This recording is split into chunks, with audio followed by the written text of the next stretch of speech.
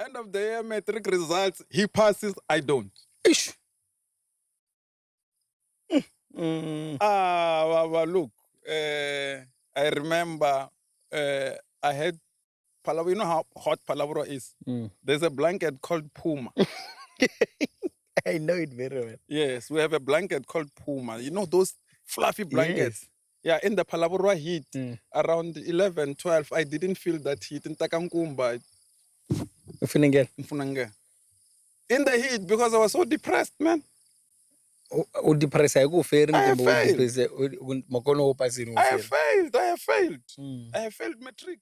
What I learned in church history, most black people don't have the information. They don't have, because you study church history, you pass. I sat with a professor for 3 years. You don't know what that means. If you sit under the tutelage of a professor who teaches the same thing for 3 years, you know as much as he does, probably more. Racism in the country is a cancer, Nico. It's a cancer that has dealt harshly on us as black people.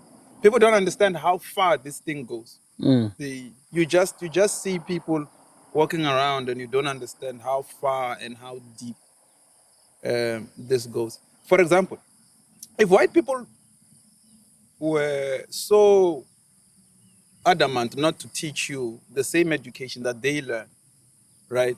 So, for example, there's Bantu education for black people. What do you think they will do to pastors?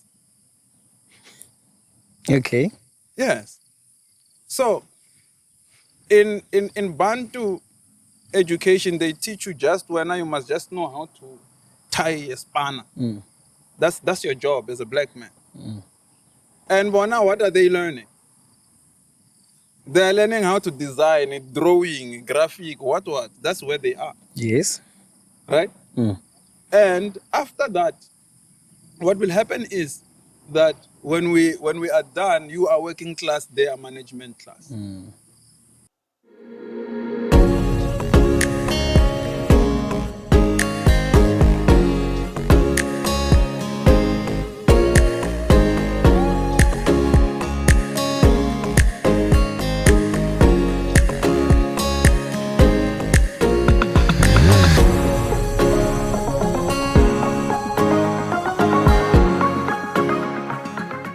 Greetings and Happy New Year.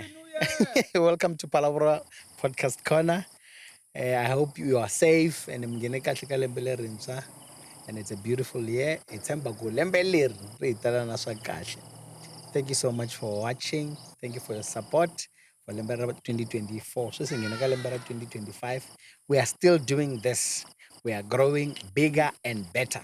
While we're on that, please don't forget to like, comment, and subscribe. Please also share to your friends and loved ones about Palavra Podcast Corner.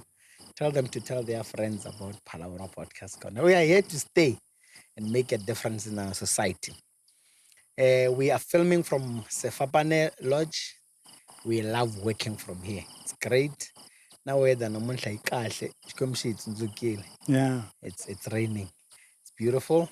Thank you so much for watching. Let me not waste time in again. Why are we here? Who am I with? Because I'm sitting with someone who's familiar to a lot of people. I got calls left, right, and center, but specifically from Kulle Kostola. Shout out to you, brother.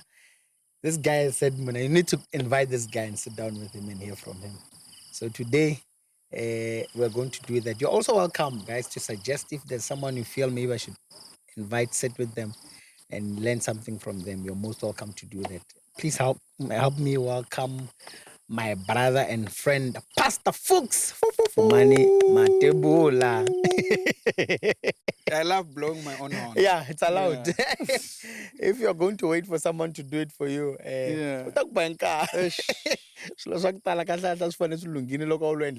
Exactly. I like doing it myself. Welcome to Palavra Podcast Corner. Thank you. I've been wanting to be on this podcast. I know. Please, finally, we made it happen. Yeah, I'm glad. Thank God. I'm glad. Yeah. How have you been anyway? I've been good. Palavra has been wonderful with the rain. Yeah, unlike what most people would think Palabra has been different, man. It's been different for December. It's but it's been nice. It's been nice. It's been nice. Of course, it's allowed. Such things are beyond our control, ne? The sun, Jambara Palabra Rangai MB. So we don't, yeah. Folks, I've known you for a while. Yes, my brother. If I remember, for over 2 decades, if I'm not mistaken. 2009, I think, is when we met. Yeah. So, if you were to do it yourself without me telling people, how best can you introduce yourself briefly? Briefly, my name is Fumani Preacher. Let me then give my profile. Wow. Okay. I started when I grew up. I couldn't at the preschool. I didn't go to crash. There was crash, and then there was preschool. After preschool, there was a Palabura mining company back then, was run by Rio Tinto. So they had this thing where they would give communities build the crash and I remember. Yes. Under Livoning. Yes, you had Liboneng, we had the Tinzumulo. Yes. So I went to Tinzumulo. Palabra Foundation. Palabra Foundation, yes. Liboneng is, Yeah, yes. So went there, went to Nwasorini. In Nwasorini, I was never the smartest student. I was Really? never the smartest student. Hey. Never the smartest student. No, I've always questioned. It's a different thing. Oh, so it's not new. No, it's not new. Oh, okay. I've always questioned. So from a young age, I've been inquisitive. So that has made me stand out. So I'd always want to know. So at around that age, when I was in primary school, I remember I was one of the best people in class with speaking English. Okay. Yeah, I could speak English very well. But people don't know how I got to speak English. There's a lady called Lexi M. I follow her on TikTok. So she says when boys were running to watch Dragon Ball Z, she went to watch, what is his name? Ekatole. So, and then I responded to that post. I'm like, no, actually Dragon Ball Z taught me English. You know, yeah, I would sit there, watch more Vegeta and Goku. And whatever it is that I was hearing there, I would go and speak it in class, in primary school. So the more I listened, the more it became better and better and better. So fast forward, we went to high school. I moved from Kasi. We moved to, I stayed in Kasi, but I moved to a school in town, Meridian College. Then studied grade 10. I failed. My younger brother, one was 2 years behind me, because I forgot to tell you, I failed grade 1. Okay. So I'm a serial failist. You know, I'm a serial failist. So I failed grade 1. That one was in crash. It was like two grades behind me. So I was in grade 1. I repeated. So now he was 1 grade behind me. So when I went to grade 2, he was in grade 1. So we've lived like that. So I'm in high school now. I failed grade 10. My younger brother is here. Okay. We're in the same grade. Imagine going to the same class with your younger brother. Same class. Same class. Because I was doing maths. He was doing maths and science. We were both doing maths and science. I am because he was doing business. I was doing biology. So that was the only thing. End of the year, matric results. He passes. I don't. Ish. Look. I remember I had Palavra. You know how hot Palavra is? There's a blanket called Puma. I know it very well. Yes, we have a blanket called Puma. You know those fluffy blankets? Yes. Yeah, in the Palavra heat, around 11, 12, I didn't feel that heat in Takankumba. In the heat, because I was so depressed, man. I have failed. I have failed matric. But over and above that, dimension unzini. Chivayin. And I started with dealing with disappointment from a very, very early age. So after that, I went to university. One of the most interesting times of my life. Wait, before we get there, you repeated matric? I repeated matric, yes. Okay. I repeated matric, and I think that's where I went and told my father because I had this burning sensation inside of me. Like, I want to go and do this thing of preaching. I want to go and do this thing of preaching. So I told him, after I told him, I was relieved. He's like, you want to be a pastor? I'm like, yes. It's like, ish, this thing does not work. I told God I don't want to be a pastor, but now you want to be a pastor. Ish, this thing does not want to leave us in this family. All right, go. So I went and studied first year. So your matric, you passed well. My matric, I passed well because after repeating, I went to University of Pretoria. Yeah, I studied in the University of Pretoria. Maybe failing was not a bad thing at all. No, I think how we are conditioned to view failure and treat failure is not necessarily a good thing. Okay. Those who never fail will never know, will never learn a lesson. You didn't learn anything from that occurrence. You just went through it.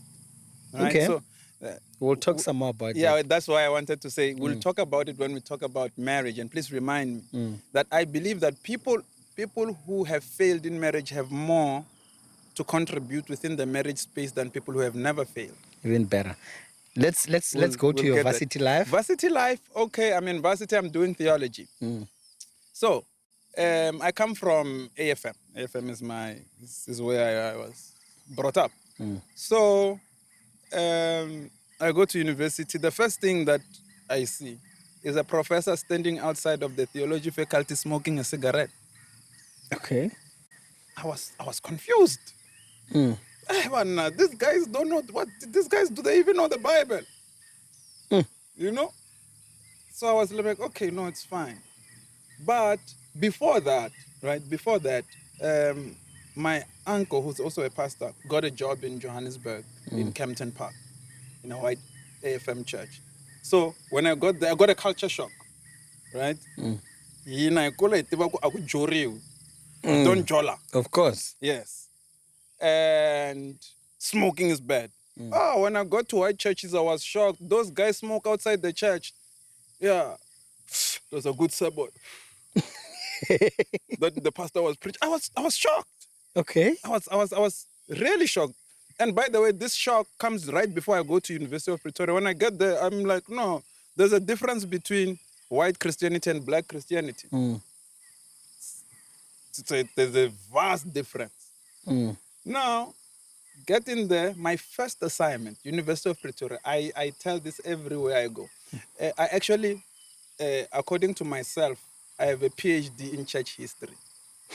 Okay. I have a PhD in church history because I failed church history until the lecturer resigned. So that's about 3 years repeating church history.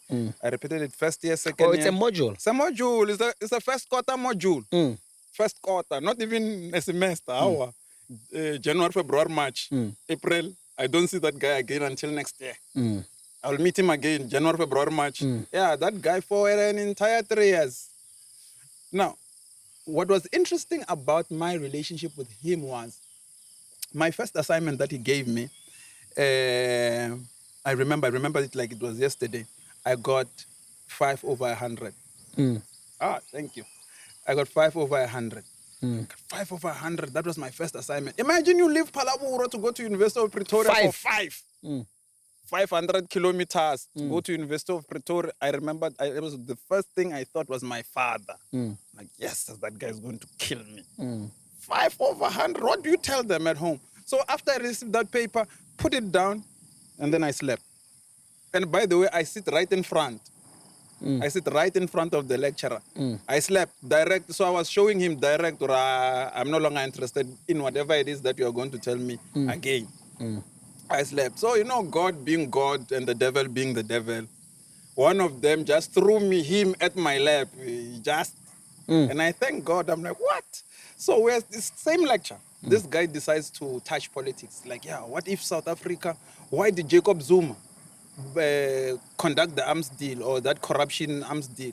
Why South Africa is a peaceful country, we don't need arms. Like, why do you need, I forgot the amount that is specified, so many billions for arms. I remember I was sleeping.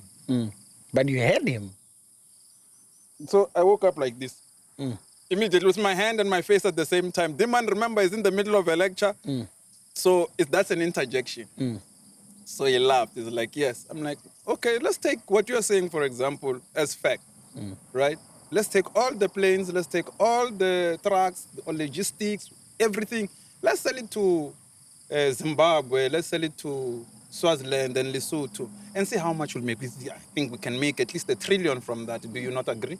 And it's like, yeah, we can make something like that. I'm like, yes. And then the following day after we've sold them, what if Swaziland declares war on us?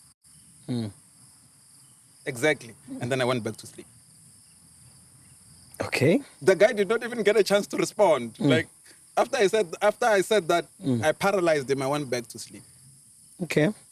So that's why I repeated that thing for 3 years. Dimension fairies. In university, you'll actually realize that you don't pass because of your marks. No, you pass because of your relationship with your lecturer. I can I can fail every test and pass every assignment and still be able to qualify.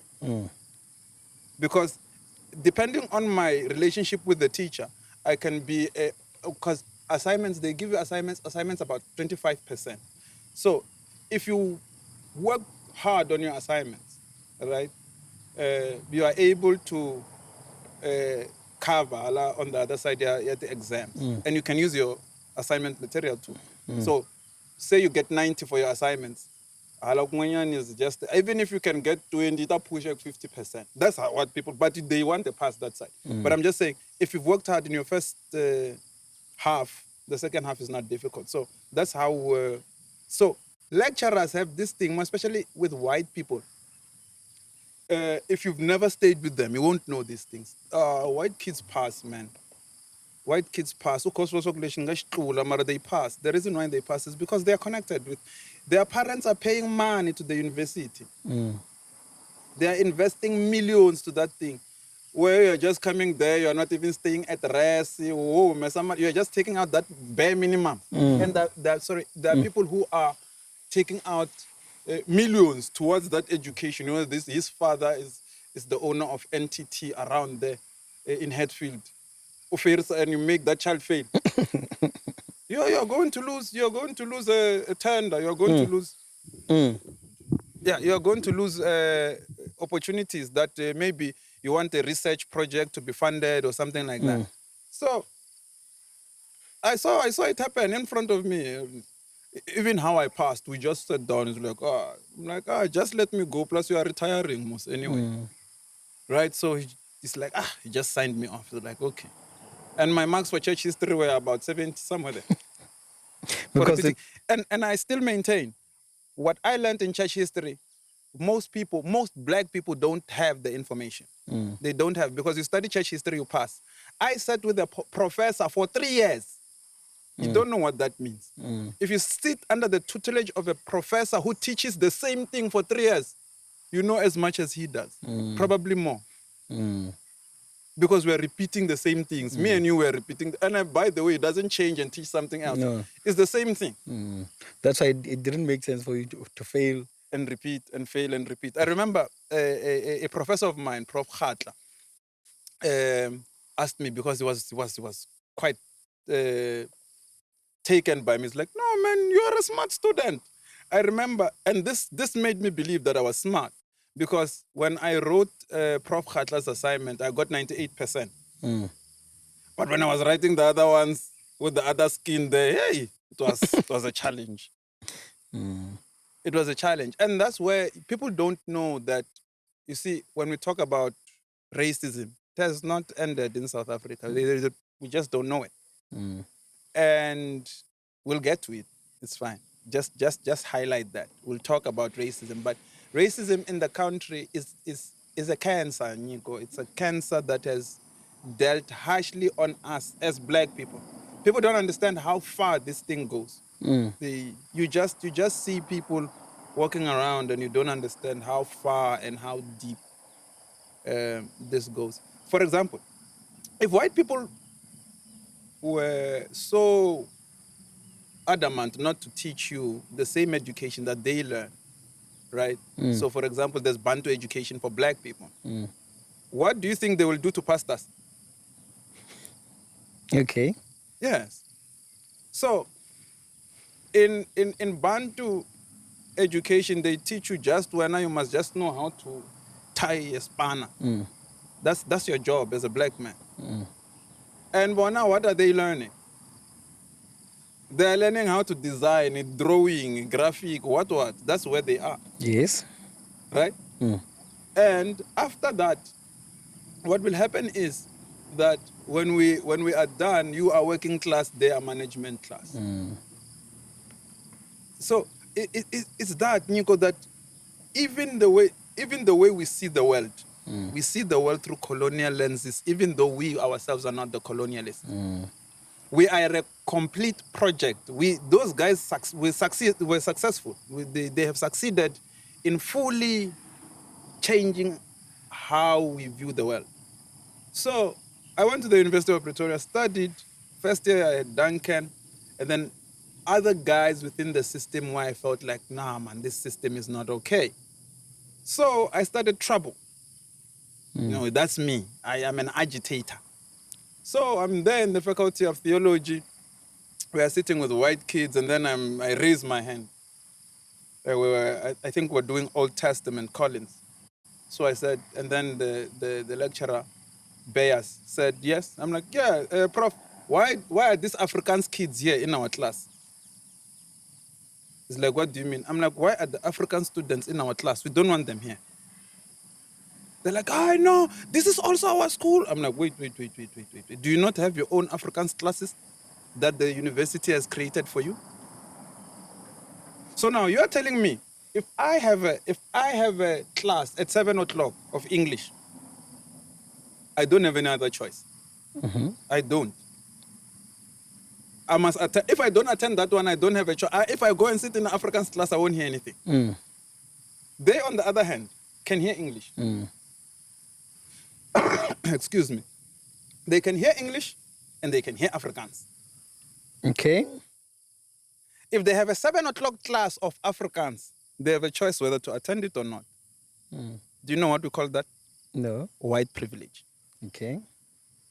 When I was studying, I remember, because I joined politics when I was in varsity. That's when I started becoming politically active. When I remember there are some comrades today that are doing well for themselves, and these ones actually helped in actually feeding my political ideologies to some or other degree, just to put you in the space so that you can see. The University of Pretoria, there was a comrade called Makosini Simelane. He's now an advocate in the High Court of Pretoria. That comrade was fire, man. That comrade was fire. He would fight for students. He would fight for students. He didn't care whether they excluded you for what. If you went to Makosini, he was one of the people who you would know you would get assistance from. And he was a law student. So they actually got me interested in politics, or started attending meetings, black consciousness, and all of these things. And funny enough, if you're in the University of Pretoria, you should know that those guys are very, very snobbish. Snobbish in the sense that, and this is not Makosini, snobbish in the sense that you must be very, very meticulous in whatever it is that you're bringing before them. You don't just talk in the University of Pretoria, even with black kids. Black students. No. You must know your story. So when you come there, whether you're addressing politics, I would come there with my own political view, and talk about Jacob Zuma, and they would tell you, no, you don't know politics. Sit down, let us teach you. Right? So in my second year, because I had now joined a movement in the school called the TSCF, which is Tax Student Christian Fellowship. So we worked there. We worked because from there, it opened up a lot of opportunities for me to meet a lot of people. I remember there was another organization that we were part of. It is called the IICF. People in Gauteng probably know this. If you've studied in TUT, if you studied in Tekis, if you studied in Val, if you studied in Medunsa, all the student Christian fellowships within that radius would come together, worship, the word, and all of those things. So I was part of that committee as well. So I've been in leadership. I've been in leadership since 13 years, man. I started writing minutes from young. Quite From young. early. Okay. No, listen. You've got a lot of information to unpack. I just want to make sure we Sure. now you're completing your qualification varsity. Yeah. What was your plan? Okay. Just before we get to that, because I wanted to conclude what I was saying there. Right? So I joined these guys, and then we started worshiping in the church and everything like that, because the movement had already been there. That's where I met. We invited Mngovi in that conference. The singer. The singer, yes, he was not even big by the time, but the guys from Val knew him, right? So I got to meet Dr. Tumi. Dr. Tumi, we invited him in Medunsa. He was the first album that he had, Heart of a King, right? That's why I met Dr. Tumi. I was like, what? This guy is amazing, you know? So after that, when we were done with that, this linking to my politics issue, when elections came for SRC, the TSCF decided we were going to go and contest for elections. And we had taken this spirit from comrades from Val, where SCO competes in elections. So we're like, okay, we're going to start an organization, TSCP. Now, it's different. Politics is different when you're living in University of Pretoria and when you're living in TUT or Limpopo. Now, what makes it different is because the majority in the University of Pretoria, when I was there, was white, 60% plus white. Us, we were just the minority there. Now, you get to learn how to fight the fight of the underdog. I remember when elections came and the results came back, in the Faculty of Theology, I was number 2. I beat SARS-CoV, I beat one man. One man. Yeah, TSCP managed to get 2 seats. Okay. In the SRC. 2 seats in Parliament. Before now, if you say Parliament in the University of Pretoria, they don't know what we're talking about. They only have SRC. But we had what we called Parliament. And then we had SRC. Okay. So SRC is like the executive. Then Parliament is where issues are. Now that's where we were, right? So I never went inside Parliament, but would go and, because my marks, you know, ish. Yeah, but Kaders wanted me inside there. Well, yeah, no, you are a very powerful man. So after that, my plan was, I'm going to go back to church, serve 2-3 years, come back, and be a normal pastor, man. Okay. Yeah, be a normal pastor. But life had a different plan for me. When I was studying theology, there are a number of things that I discovered in there that did not make sense to me. Like what? Are you sure you want to go there? Are you sure? I mean, yes, that's why you're here. Right, so, okay, fine. And this, I think, might give a context to what happened to me. So the first thing is, when you arrive, the first class that I got into, first year, Introduction to Christian Theology, what the lecturer there said, he said, welcome to Theology 101, Introduction to Theology 101. You have come here with your different faith cars. Others have come with a Jeep, others have come with a sports car, others have come with the Uno, some have come with a Quid. It's all good. I'm your professor, I'm your engineer. I'm going to take out all your faith engines, put them down, dismantle them, and then put them back together. Now, that sounded to me like brainwashing. Because you are going to take my faith, and you are going to dismantle it. Remove all the parts. This thing is no longer functional.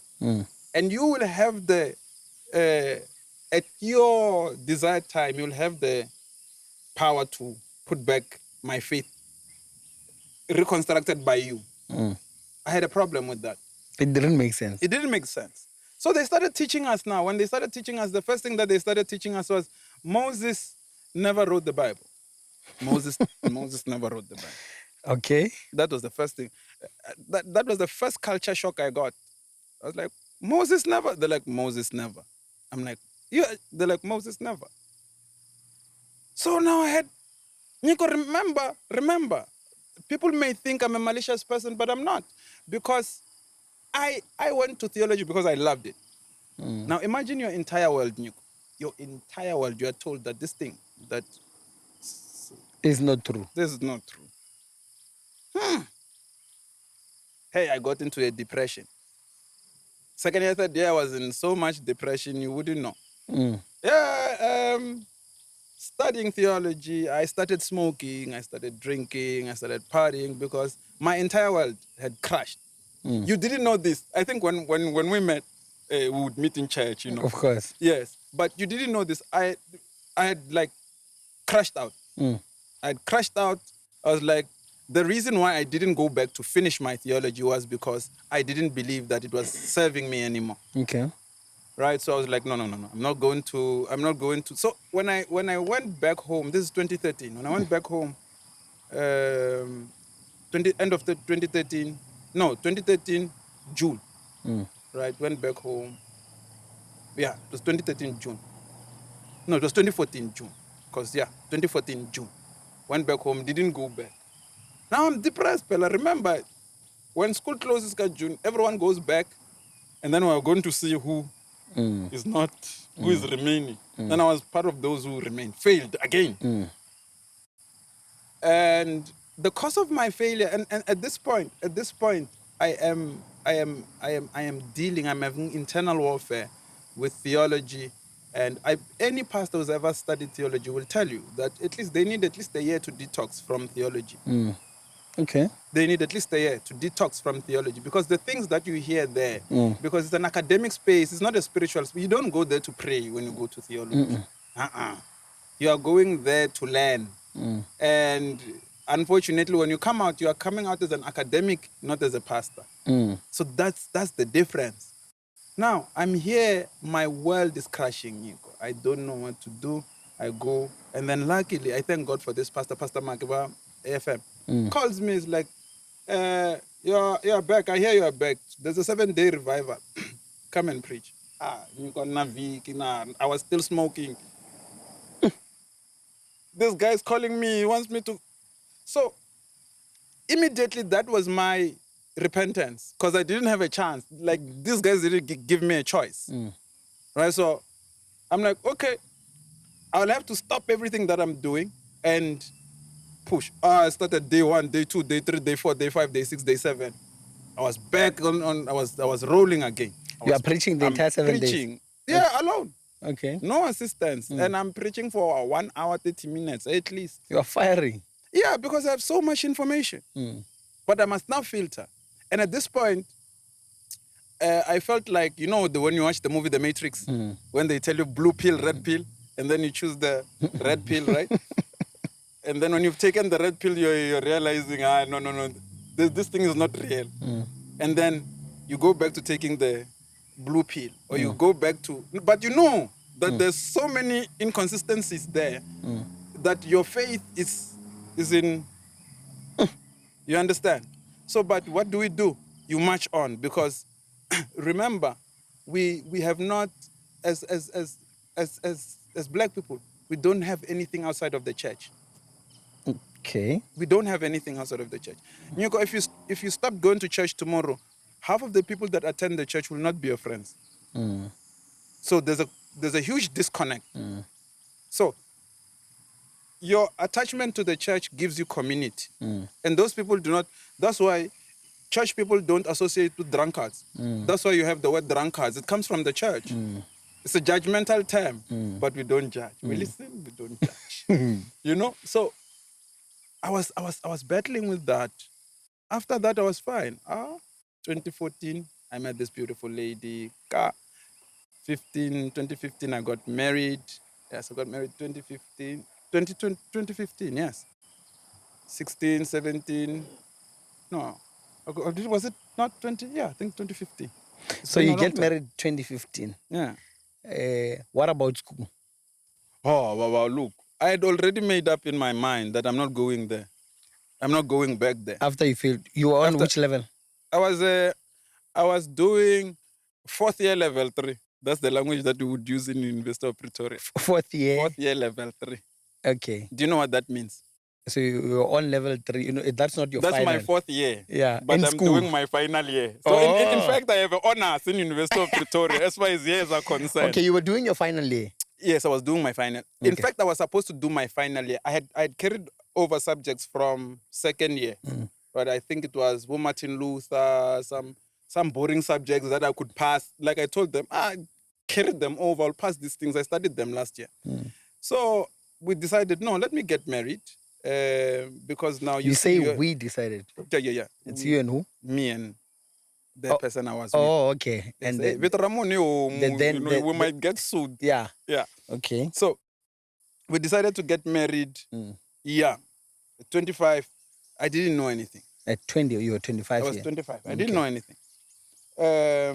But it was one of the most bittersweet moments of my life.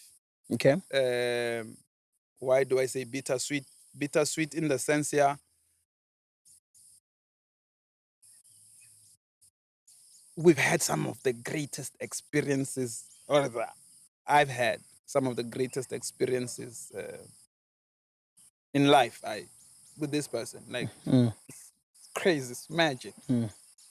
But at the same time, you realize that with the craziness, with the love, with the excitement, with the passion, with the fire, can't live with this person. How old was she? You were 25? Oh. I was 25, she was 25. Oh, and Mtanga.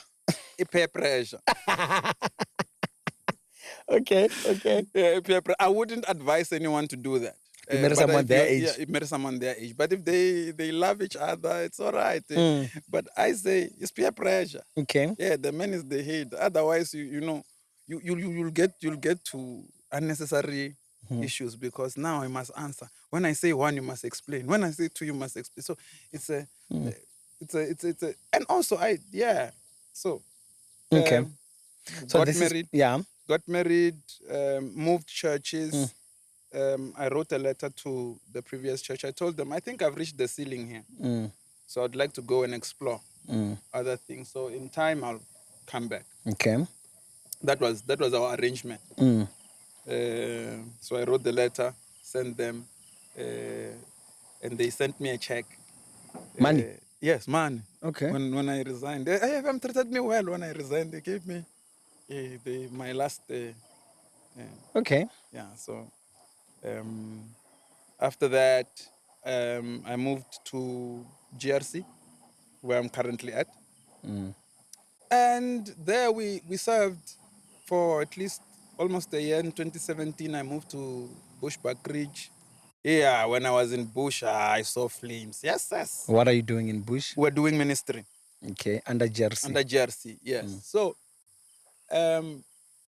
that's where I think my marriage got a lot of knocks, because now we not that we didn't have problems. We did have problems, but I think at this point it was crazy, man. The fights were on another level. I remember this other time, there was a funeral at her relatives. So I was sick.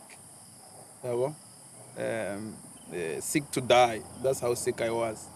Because I remember my parents had to drive from Palaburo to come and see me in Bush. You are alone there? I am alone in the wilderness. So, like, it's Bush. So when my parents arrived, I think they arrived probably Friday in the morning. And this thing in Sungulei, Wednesday. I'm vomiting, and it's not stopping. And I'm now starting to vomit black stuff. I'm thinking, hey, this is manure. So I'm scared because there's nothing that's going in. So they take me to the doctor, give me an injection, and then I fall asleep. So when she arrived, she's like, I didn't know it was so severe. Why did you not inform me that it was so severe? Why is it that you feel the need to always like sidestep me and talk to your parents? And it's one of those things. And I ended up understanding certain things in life. There are people who actually design how we view the world.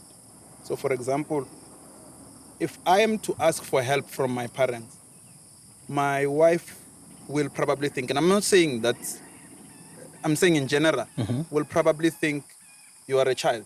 Why do you have to go back and ask for help from your Why parents? do you run to your parents? Why do you run to your parents? Why do you? So that was one big contention in our relationship. The fact that I had a relationship with my parents that was so. I grew up with my parents. I have never felt the need to not depend upon them, and they never made me feel like You are being a burden. yeah, you are being a burden or don't depend on us. So it's one of those things. So when you get an opportunity to, or when you are in a position where you are now torn between your family and your wife, it becomes an issue. And their relationship with my moms was not so good. Mothers and their mothers-in-law and their daughters-in-law. You're caught in between. I'm caught in between, so I had to decide. I'm like, I love my wife, I love my mother. Okay, you are my wife, stay home, don't visit my mother. You are my mother, don't. I relate with my wife, I relate with my mother. Do you understand? So Do you think that is it a good idea, or you had no choice?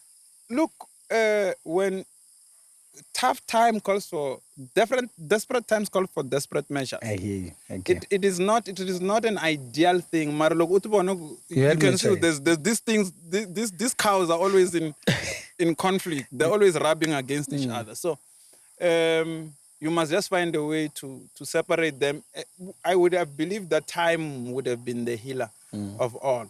Then after that, because I think this thing happened after that, we had a lot of commotion. My father passed away. I released an album. After releasing an album, I got separated for the first. No. Separated before the release of the album because we recorded it after my father passed away. And then we separated with my wife. Then got back together. Then then we started a church. Did not materialize. Like I tell you, I'm a serial failist. Did not materialize. After that, I went to school to go and do firefighting. I hated it. I don't like taking orders. I don't like being ordered around. Push-ups. And then, so when you do that to me, I will show you that I'm clever in the classroom. And then now it becomes a friction because in the classroom, I'll prove to you, you are teaching me things you don't know. I'm like, what? Okay, help me understand this thing. I don't understand it. And then you will be a target. When you're going outside, I will do 20 push-ups alone. Yeah, just to punish you. So that has been it. After that, I came back. Did you complete? Yeah, I completed that. I completed it. I just don't like it. At least, that's something I completed. Right. So from there, right, I went back home from school and we just couldn't reconnect. We just couldn't reconnect. And I guess also I was tired of fighting. Fighting, or rather fighting for. I was tired of fighting for because we've been here before. What's going to change this time? Now that you've been out of there for a little while, what was the biggest contributor? Your separation with her. The biggest contributor, I think I would have to say, would be the fact that we as human beings don't understand this thing called life. We live it, but we don't understand it. If we say by the age of 25 we must get married, or by the age of 30 we must get married, you don't even ask why this particular age. It's like like Nico, if you take your time and study human beings on a day-to-day basis, we are all moving towards somewhere without reasoning, we are just checking the morning. Every morning, all of us are moving towards somewhere. Do you understand? Why do we drink Coke? We all love Coke. Now there must be something that is wrong in the way we view the world, or in how we have been programmed to see marriage. Okay. How do you see it now? That's a very good question because I have not answered. I have not finished answering your previous question. I'm interested kufika makumu, but it's fine. Yes, let's answer this one. Yes. How do I see it now? I see marriage as an economic tool. Honestly, I see marriage as an economic Okay, tool. what do you mean by that? Marriage is our way out of poverty. Don't marry a poor woman. Your children are going to suffer. Okay. When I married my wife, aside from beauty and everything, there were other beautiful women, but she was employed. I wouldn't marry a woman who's not employed. Okay. I'm earning at that point. I'm earning 2.5, 2,500 rand, not 2.5 million. But do you understand? And now here's an unemployed woman. What am I going to do with an unemployed woman? 2.5. Remember, I'm a junior pastor. Pela there levels. Yeah, you must first start. You are serving, and even the woman who's coming must understand that we are serving. Another thing is, I feel like our women have been pampered so much by the system, by the government, by the church, right? To a point where we think to be a housewife simply means you are oppressed. That's number one. Number two, we have been taught that a man is the head, right? So if a man is the head, that means he must provide. No, that's wrong. God is the provider, not the man. Okay. Right? But what the man provides is the vision and leadership. That's why I don't, like, for example, I was telling someone, I was like, think about it, think about it. If I married 5 doctors, if I married 5 doctors. Polygamy. Yes. Okay. Right? Average earning salary of a doctor is how much? Let's say 60 or 100 upwards. Yeah, it's 100 upwards. So if that person is not married or she's married to you, Nico, right? And maybe you earn 60,000, you're only making 160,000. That's your income. Maybe if you're going to have businesses and stuff, but that's your income. Now, if I have 5 doctors, that's 500,000. Now, remember. Yes. In 2 months, I have 1 million. A Mercedes-Benz will call you. I can take 5 Vianos, 5. And still not affect our monthly income. Right? Number 2, if I have 5 doctors, my friend, I can start my own acute clinic. Surgery, a big surgery, 5 women. Not the pharmacy. Now, the main point there, even the Bible, Jesus must not come back before that prophecy of Isaiah comes through. Okay. The one where it says 7 women. Okay. Jesus can't come back before. Husband. Yes, Jesus can't come back before that one. I say fika. I have not seen it. Okay. He must not come back before that one. But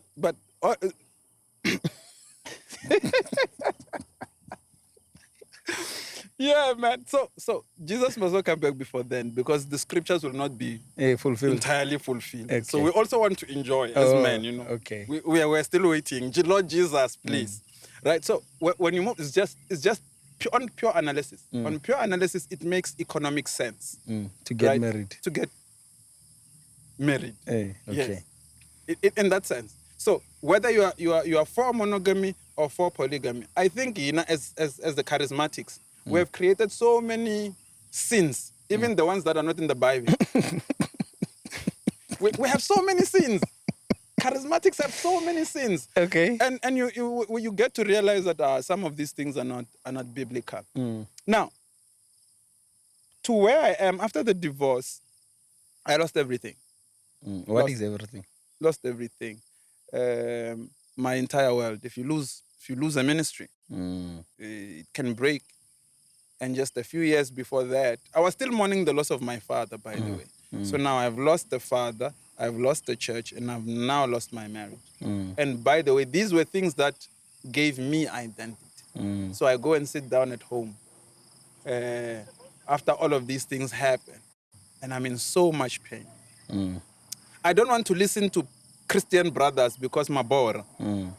Every time I sit with you, we want to quote a verse. Do you think there's no verse that I don't know? There's a verse that I don't like. You will come to me, a theology student with a PhD and want to share of church history, and you want to share scriptures with me? No. Bazalwan, and this is how when Jesus explains it, he says, there's the priest. He finds the man who's been robbed. He's like, Esh, I'm holy. Maybe this guy's dead. The Levite comes and says, hey, Awunz. But the Good Samaritan, and who's the Good Samaritan? Is people who you never expected help from. I found love in places where I was like, seriously. And I found myself in places where I wouldn't generally find myself in.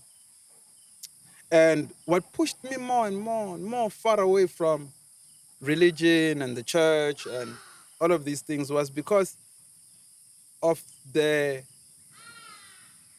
lack of care that I suffered. Remember, Nyuko, these are people that I used to pray for, prophesy,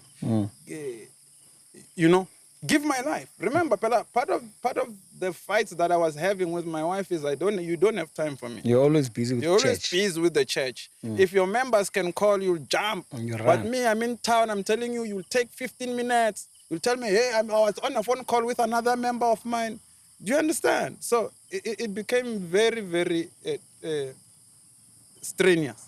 But I think another thing that the last straw that broke the camel's back was the fact that we started ministry.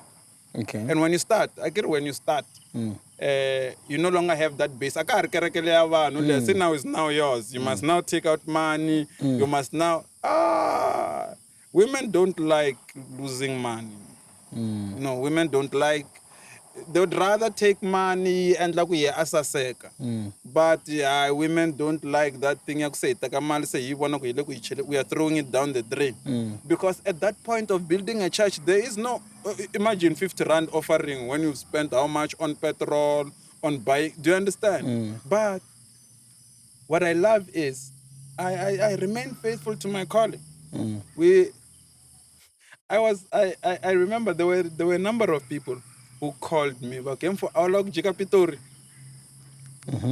Yeah, a show ground. Oh. Oh. Yeah, okay. Yeah, okay. And I've actually had people who say, no, we had your name being prophesied. Like, I'm not going. Okay. No. Not me. Not me. And look now, the guy is there. I'm not saying he's the one who was... I hear you. Yes, but I'm saying it's like the Illuminati. You don't know who's calling. You know, so I was like, no. My soul is very precious. If I feel the vibe is not good, it's not good. But, so after losing everything now, I'm trying to work my way back up to trying to reconcile my faith and the commotion that I'm seeing. Now, again, I told you Moses doesn't exist. Now we have a problem now. I must go back and preach. All these pastors are calling me. They're like, hey, guys, come back. God is looking for you. But I'm like, I sit with God every day. I talk to... Your problem is you have a problem with smoking. And you think that because I smoke, I can't hear God. Like that smoke is blocking my ears to hear what God is saying. No, that's not true. Right? You judge that. It's your own... And it's a sin in your church. Do you understand? It's a sin in your church, and we accept that. Drinking wine, it's a sin in your church. We accept that. But understand that it's a sin in your church. If we read the Bible, we'll actually find that your law does not apply in the universal board. Oh, I mean, go to Roman Catholic Church. What do they drink Holy Communion with? Wine. Yeah, and your church comes later after, 1,500. In 1900s, even worse. 1900s, they come and say, wine is a sin. So wine became a sin after you guys Pentecostals. Come on. Do you understand my... So, now, I must reconcile now the Bible, so I have to go back and say, but who am I in the context of all of this? Because I don't want to abandon my faith. So I must now, because I'm an academic, I must now make my faith make sense. So I must move from belief to knowledge. So I don't believe I have two hands. I know I have two hands. So I want proof. So what do? I'm in this dark place where I'm depressed, where I'm substance abuse, where that's where I am. And I started searching God. I'm like, I don't care what the pastor said. He's not you. I'm going to search for you for myself, and I'm going to come up with something that is different, because Nyiko, the gospel that we were given as black people is a wrong gospel. What we were evangelized, what they use, the tools that they use to evangelize to black people is incorrect. You were evangelized incorrectly. What do I mean? I think maybe in conclusion, right? What do I mean? What I mean is, when Jesus, was he a Greek? He was not a Greek. Was he a Roman? He was not a Roman. So Jesus was black. And you are going to tell me, no, Jesus was an Arab. Look at all those guys there in Arabia today. You are incorrect. Those ones are... When Alexander the Great came, the Greek, and Alexander the Greek is not great to me. Alexander the Greek came to Africa. He did not have women. It was just men. So how did they populate? They had to find women. They had to find women there, so they create a colored class. And then you see those ones like the Arabs. No. Those are not Arabs. They are of Arab descent, yes. They are created as a buffer almost to keep us away. So, but the Arabs, now let's come to the issue of Jesus, because I know you want to know what I believe. Right, so let's come to the issue of Jesus. Jesus was a black man, and I have done enough study for me to be convinced that Jesus was alive, number one. Number two, Jesus is a black man. Right? Now, can we conclude the issue of Moses and Jesus, so that our people may not be... Because I left with a question, Magura, how this thing of Moses? Right? The story of Moses. Moses is the oldest historical figure that we have in the Bible. How do I say that? In Mount Sinai, God says, I will pass by and you will see my back, right? And therefore Moses saw the past even unto Genesis. Am I correct? So that means Abraham was not there. We don't necessarily, because Moses did not see Abraham. So now we have a man who is on a mountain who is seeing a vision, and this vision is history. Okay. I don't know if you get what I'm saying. Yes, I hear From where? From Adam all the way down to Moses. That's the narrative that the Jews have given to us. But that does not make sense, because when you read the book of Deuteronomy, Moses is writing about how he dies. Himself. Moses himself is writing about how he's writing about his own funeral. How? It's not possible. It's not possible. So it couldn't have been Moses who wrote it. Right? So who wrote Genesis? Who wrote Exodus? Who wrote... Right? Now let me explain how these things were written. There was a man who left Egypt who was Musa. Not Moses. The Muslims will tell you. His name was Musa. Because in Africa there is no Mushesh. It's their own things. Number two, the Hebrew language is it's not older than 1,500 years. It's not older than, 1,000 BC.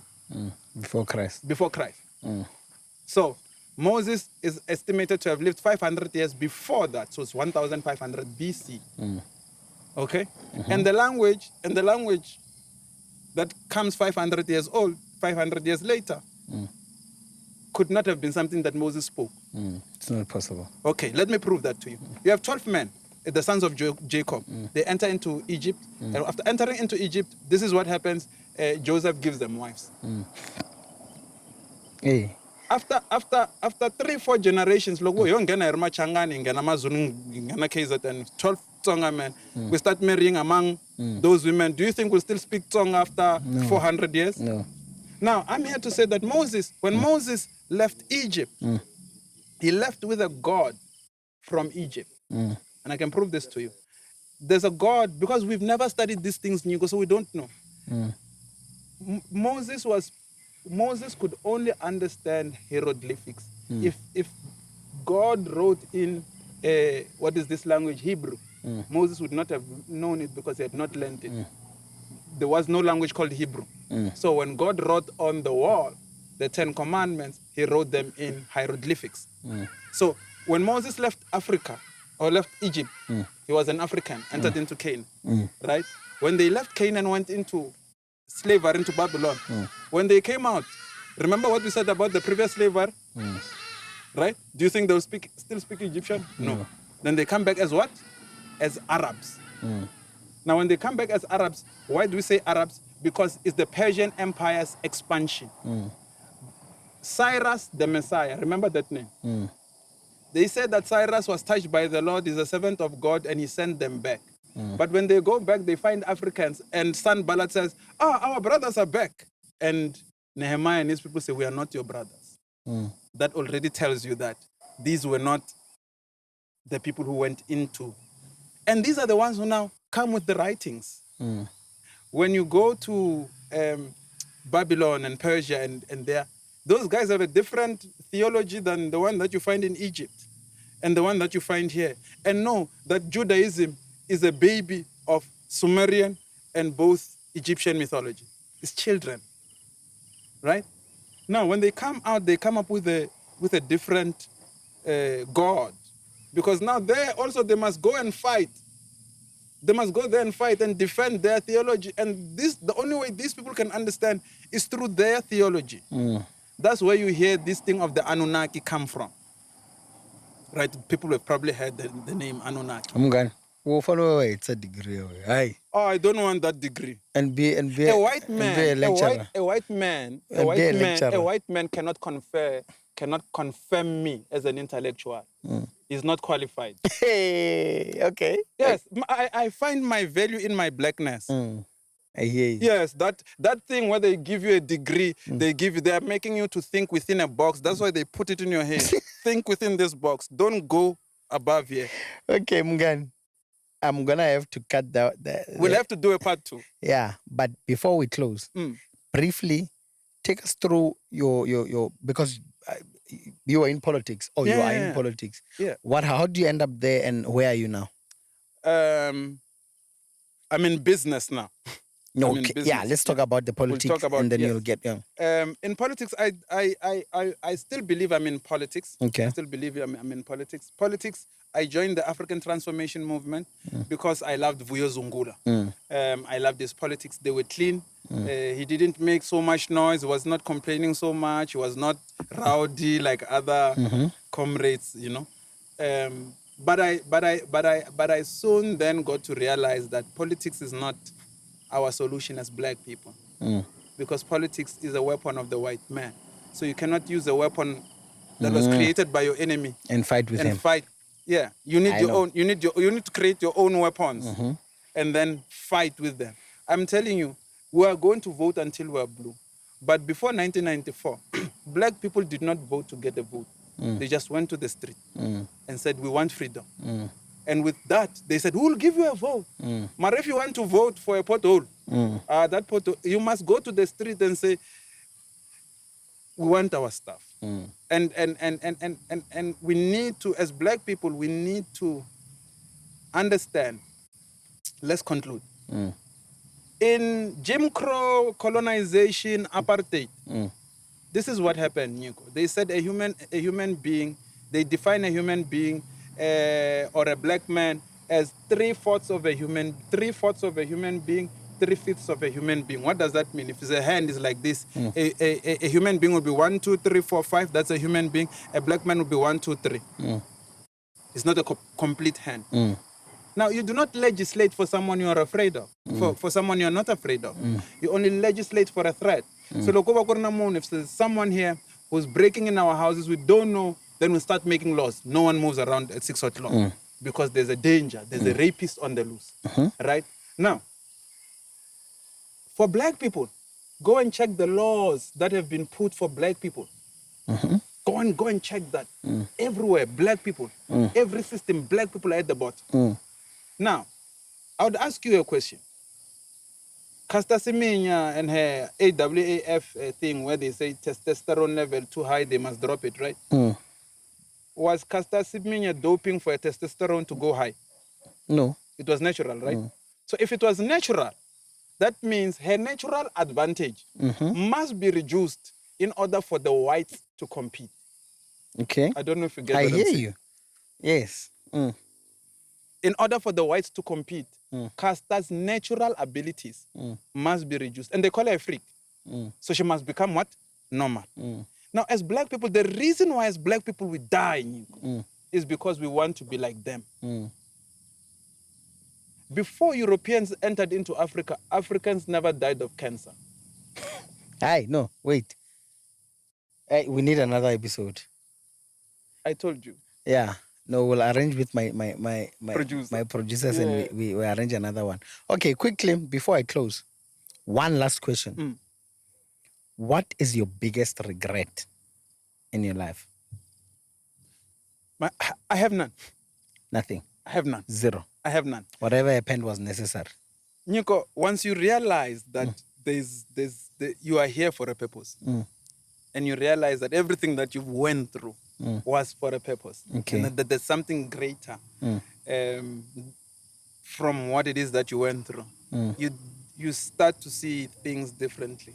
And when you come against the trials and calamities, you accept. You accept. You're like, it's a challenge, I accept it. Jesus says, winds are going to come. Storms are going to come. What matters is where you have built your house. So if you built your house on sand and the foundation is not strong, when the winds come, it will fall. Now, we are all Job. You are going to have your own Job moment. It's coming. It's life. It's winter. If there's summer, there's autumn, there's spring, there's also winter. Now, when winter comes, are you prepared? That's life. Because it will come. It will come. Nakanja. Nakanjani. It will come. The race is not given to the swift, not to the strong, but the one who endures. Wow, what is endurance? Yeah, you can be fast, but your speed will not take you as far as you need to go. What we need is to endure. Just sit there and endure. And you'll see the sun will rise and the night will... It's beautiful, Nico, when you sit in chaos and everything is destroyed and everyone sees that there's no hope. And you see the sun. You're the only one who sees the sun rising. You're the only one who sees that. And you will see how beautiful it is. So I don't regret. Thank you so much. My friend and brother, Fumani Preacher, thank you so much for coming to our corner. I've always wanted... We are definitely doing this again. Sure. We'll talk about it off air and arrange again. Good people, thank you so much for watching this beautiful episode. I believe we've learned a lot, and I know you also want to hear more from this gentleman. Please don't forget to comment, like, and subscribe. We like hearing from you. Tell us what you feel of this episode. What did you learn? Who else do you want me to invite? And let's see if we can try and reach out to them. And then when we talk about life. Thank you so much for watching. Let's meet again on our next episode.